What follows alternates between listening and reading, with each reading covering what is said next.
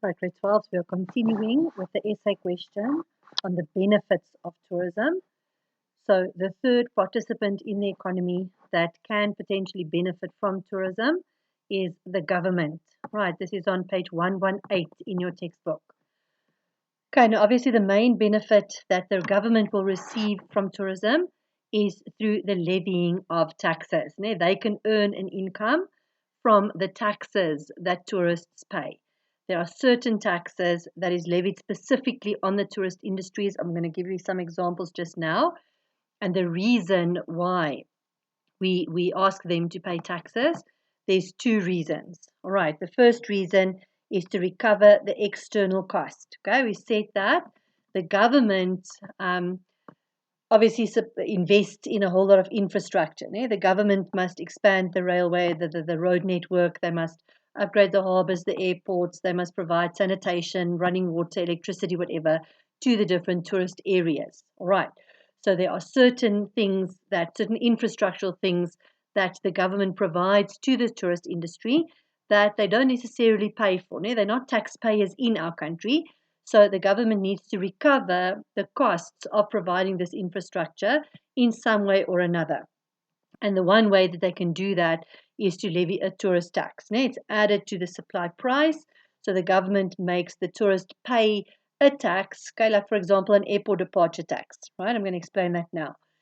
They add a tax to the prices of certain things that the tourist spends their money on, and this tax money will go to the government as a partial recovery of providing the infrastructure to these tourists, okay? Because they're not taxpayers in our country per se. They don't pay income tax at all. All right, so we need to make them pay somehow for the infrastructure that they're going to be using. That the government has to spend money on providing these infrastructure, and they need to get their money back somehow. And the easiest way to do that is through a tourist tax. And then secondly, if the government wants to increase their revenue, any tax is part of the revenue that the government will receive. All right. So if we can levy taxes on tourists, they become part of the tax base of the country, but they're not voters in the destination country. If the tourists come to South Africa and we levy taxes, we club them with the taxes in our country, they are not voting in our country. So by levying a tax, it's not going to mean that the government is going to lose votes in an election. All right, if the government, for example, increases income tax, we as South Africans are going to say, in the next election, we're voting for somebody else because this government is just taking our tax money. But if they increase the tourist taxes, they don't have that effect. Okay, by increasing the tourist tax, the tourists don't vote in this country anyway. So the government doesn't stand to lose votes in an election because they are levying a tax that is an unpopular thing with tourists. Tourists don't vote. It has no influence in an election whatsoever. So the government can tax the crap out of them and not lose votes in an election. Whereas if they tax the local people, they do stand the risk that people are going to say, well, I'm not voting for them anymore because they're just taking our tax money away. All right, so it's an easy way of increasing their revenue without alienating their voters. Okay, the most common tourist taxes, as I mentioned earlier, is airport departure taxes. It is something that you pay, it's included in the price of your aeroplane ticket. Okay, it's a tax that you pay because you are flying.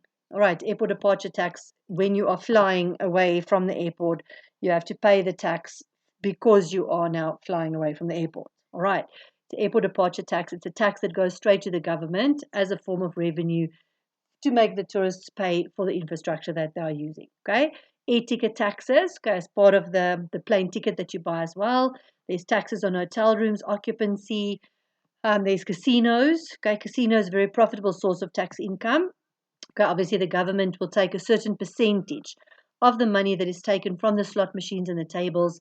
It's a big, big tourist attraction. When we go to Sun City or wherever where people can go and gamble, then people spend a huge amount of money on the slot machines and when they play games at the tables. So the government can literally say to the casinos, where they pick a percentage, I'm going to take 10% of your takings in the slot machines, because tourists spend a lot of money there, and then the casinos will pay that to the government. But it's obviously the tourists' money that is paid over to the government. Then tourists also pay normal taxes like VAT, excise duties, customs duties, anything that they buy in South Africa, they will pay VAT on. Okay, certainly if they buy alcohol and cigarettes, they will pay the excise duties on there. If they buy imported stuff in our country, they are paying the customs duties. Now, how it works is when they leave the country, okay, because they are not citizens of South Africa, they are not technically supposed to pay VAT in our country. VAT, for example, but excise duties, customs duties, they're all the same. They're not supposed to be paying VAT in our country.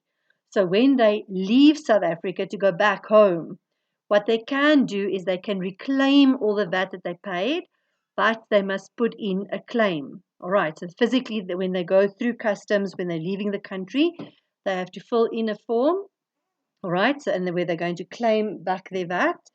But a lot of people don't do this, all right, because they have to submit the invoices, they have to show their cash slips. They're going to ask them, did you buy anything in this country? Did you purchase any items? How much did you spend in this country? And then if they can prove with an invoice or the till slippy or whatever, on there it will indicate the total amount of VAT that they paid. All right, so when they go through customs, when they've got their slippies and the invoices or whatever, they're going to submit, and then they will get their VAT back. Okay, they will be repaid their VAT. But many tourists just don't reclaim the VAT, because many people don't collect their cash slips, they throw them away. Unless it's obviously a large purchase, but they date little purchases, they're not going to keep all of their slippy keys so that they can claim the VAT back. So the government does end up receiving all of this VAT money because tourists don't claim back their VAT. Although they can, the majority of tourists don't. All right, so they end up paying the VAT even if they don't have to. All right, then tourism also enables the government to advertise the country's tourist potential. Automatically, like on news channels and all of those things, they focus on sensationalism. So through on the news channels, and that mostly what people in other countries will see are the negative things, the negative things that happen in South Africa, the strikes, the violent protests, the crime that is happening, the tourists that are being targeted and stuff being stolen. That is the stuff that makes it onto the news. But when people come to South Africa and they have a good experience, they enjoy their stay, they have a lovely experience, when they go back home, obviously, it is word of mouth. They're going to tell their friends and their family about what a wonderful time they had. They're going to tell them that, advise them they must also come to South Africa. It's such a nice holiday. And that is basically free advertising that the government will then receive. All right, because it shows the country in a good light. It's going to make more people want to come to South Africa. All right, that together with a good service delivery. Obviously, we need to provide them with a good service to get the good publicity. If people come here and have a very bad experience, it's going to have the opposite effect. Okay. Then it's also, as I said before, an important earner of foreign exchange. When foreigners come and spend their money here, obviously it is money that was not part of our circular flow before. It does serve as an injection into our country that will multiply and increase income levels for the people in our country as well. All right. So because they bring foreign exchange into the country, they convert, their dollars, their pounds, whatever, into rand. It does help us to earn foreign exchange that we can then use to pay for things that we have to import that we can't do for ourselves. All right. Then it also creates jobs. As I said, it's a very easy way to create jobs. And technically, remember, unemployment is the government's problem. The government has the responsibility of making sure that everybody must have a job. All right. So when the government, in terms of tourism, they don't even have to do much. The government doesn't have to create the jobs, especially in the informal sector. People create opportunities for themselves. All right. So it relieves the pressure on the government. They don't necessarily have to focus so much on job creation because the jobs kind of create itself in the tourist industry. So it makes the government's jobs a little bit easier. Okay, it also helps the government to achieve other objectives, okay, like job creation, but also like economic growth. Tourism contributes to the GDP. Its contribution to the GDP is relatively high. So if it can increase its GDP contribution, it can contribute to economic growth in the country that we desperately need. It can help to achieve objectives like BEE, when Black entrepreneurs are given the opportunity to start businesses in the tourist industry, and owners of businesses will be Black. It can help to develop our small businesses, which is also a focus area of the government. So it's all around, it makes the government's job just a little bit easier. And then the last thing that we're going to look at for this essay question is infrastructure. Okay, how does our infrastructure benefit from tourism? All right. Now, I did say before that our infrastructure must be good. We need an adequate supply of infrastructure, well-maintained physical infrastructure that is essential for the tourist destinations. Tourists cannot get to the tourist destination unless there's a road that is going to take them there. Roads are part of your physical infrastructure. They need basic services infrastructure. There has to be enough water for the tourist at the tourist destinations. There has to be electricity. There has to be enough sanitation. So obviously, infrastructure is necessary. It is vital in our tourist destinations. Otherwise, the tourists are not going to come there. Remember, I said they want a comfortable experience. Everything that they have access to at home, they also want to have access to when they are on holiday. All right.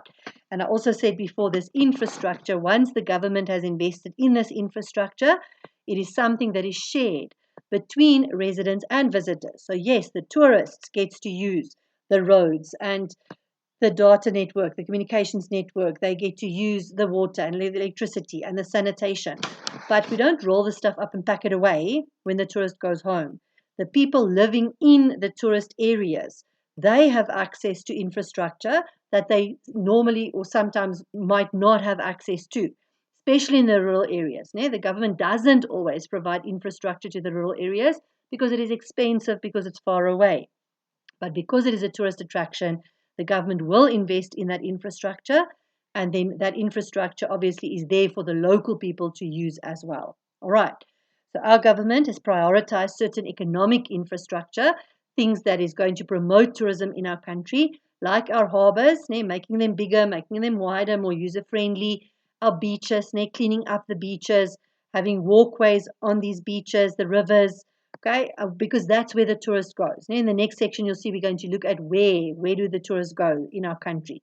So the infrastructure that specifically the tourist will use, harbors, airports, that kind of stuff, that is where the government has prioritized. They want to improve the infrastructure, specifically those things that the tourists are going to use, so that we can increase tourism even more.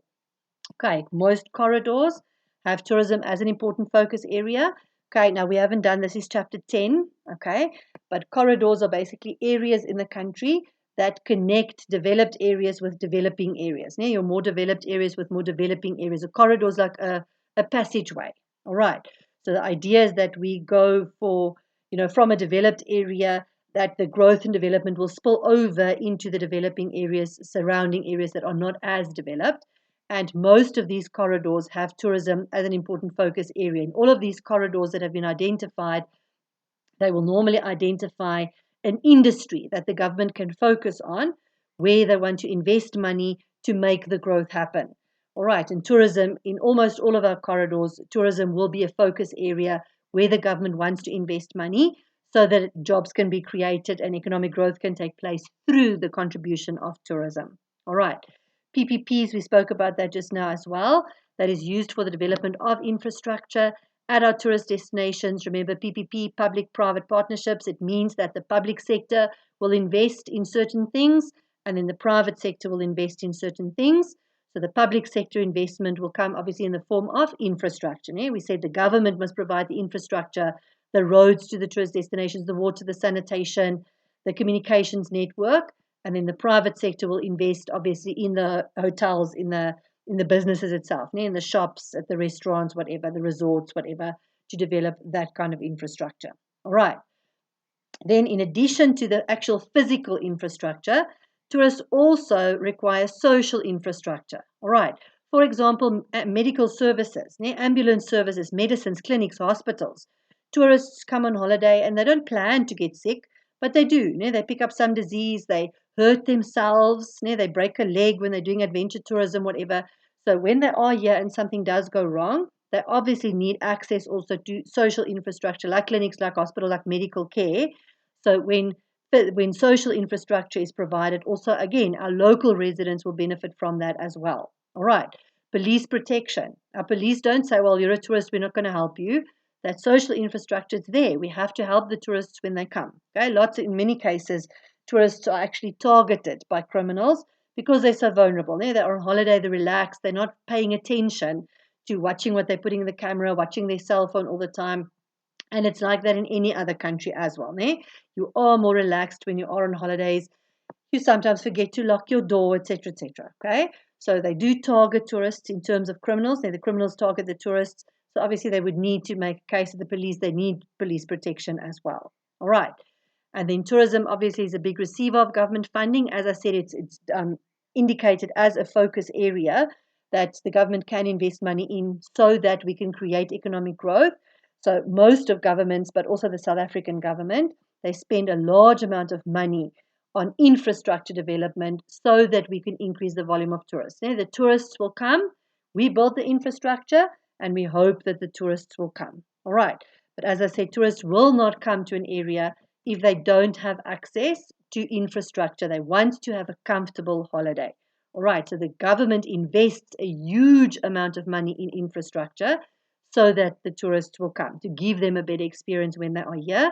And as we said, when the infrastructure is there, it is not only the tourists, but also the local people that can benefit from this infrastructure.